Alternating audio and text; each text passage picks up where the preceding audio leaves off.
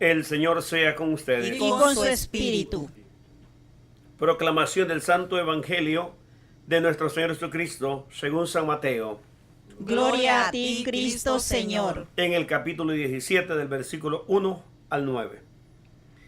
6 días después, Jesús tomó consigo a Pedro, a Santiago y a su hermano Juan, y los llevó aparte a un monte alto. A la vista de ellos, su aspecto cambió completamente. Su cara brillaba como el sol y su ropa se volvió blanca como la luz. Enseguida vieron a Moisés y Elías hablando con Jesús.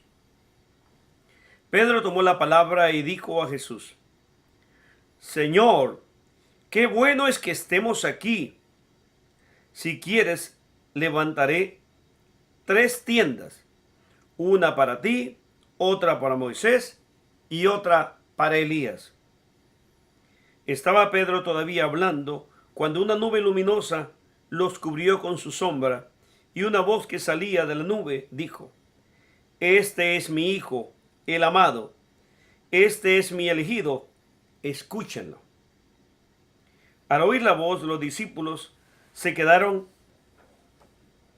echados en el suelo, llenos de miedo. Pero Jesús se acercó, los tocó y les dijo: Levántense, no tengan miedo. Ellos levantaron los ojos, pero ya no vieron a nadie más que a Jesús. Mientras bajaban del monte, Jesús les ordenó: No hablen a nadie de esta visión hasta que el Hijo del Hombre haya resucitado de entre los muertos. El Evangelio del Señor. Te alabamos, Cristo Señor. Nos encontramos en el último domingo antes de iniciar la Cuaresma. Es el último domingo que nos prepara con este Evangelio a este nuevo periodo de 40 días, ya que el próximo miércoles primero estamos iniciando el miércoles de ceniza. Y el Evangelio en ese contexto, para que los discípulos entiendan el camino de la pasión, y que podrá ser difícil, mal interpretado como muchos, no nos gusta asimilar el camino de la cruz. Queremos solamente bienestar tras bienestar o gloria tras gloria de aquellos parámetros que el mundo nos ha presentado, y de llamarle que estamos bien cuando no nos pasa nada. Muchos no hemos entendido que cuando nos enfermamos o tenemos un problema, ¿por qué tenemos que estar humillados o agachados o con la cara triste? Y la gente no necesita preguntarnos nada para darse cuenta que tenemos un problema. O sea, en otras palabras, necesitamos tener fe, creerle a este Dios y entender que si el mismo Hijo padeció el camino de la cruz, del sufrimiento, que eso que le llamamos nosotros sufrimiento, eso es camino de la gloria. Jesús separó a estos discípulos, los más cercanos, los subió con él al monte de la transfiguración, y ahí Cristo se transfigura.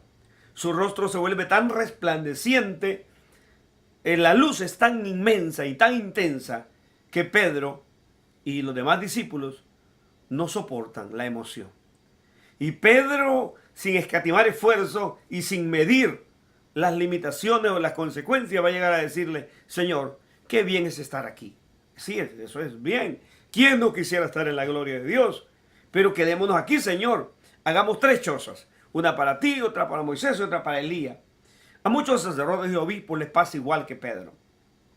Se emocionan tanto y creen que construyendo grandes templos, grandes basílicas, catedrales, e invirtiendo cantidades de miles de dólares hacia esos monumentos, a Dios le agrada. Aquel Pedro estaba tan extasiado que se le olvidó sus compañeros, él mismo y los que están abajo y el pueblo. Él está pensando de una manera intimista, como muchos hoy, que solamente ven el cielo y la gloria de Dios y que aleluya por aquí y por allá, pero viven una vida descontinuada o desfasada, viven fuera de este mundo. Se les olvida la realidad. Mientras el Padre nos hace caer en la cuenta cuando dice: Este es mi Hijo, el amado, a Él escuchen.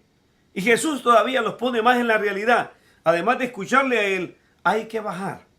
Hay que obedecerle a Él, bajar a la realidad para no solamente ser mirones o boquiabierta mirando la gloria de Dios, porque usted y yo no hemos sido creados para ver gloria de Dios. Hemos sido creados para ser parte de esa gloria de Dios y para resplandecer igual que Jesús, que Moisés y Elías. Pero para eso vivamos en este mundo. No le huyamos al mundo. No digamos que yo antes era del mundo y que doy del mundo. No, usted vive en el mundo y es parte de este mundo. Y Dios lo ha puesto en este mundo para que transforme a este mundo, lo ilumine, lo santifique, lo purifique. Y luego nos convirtamos en verdaderos héroes, regresando a la gloria del Padre para recibir ese premio. Dios nos ha puesto este mundo en las manos.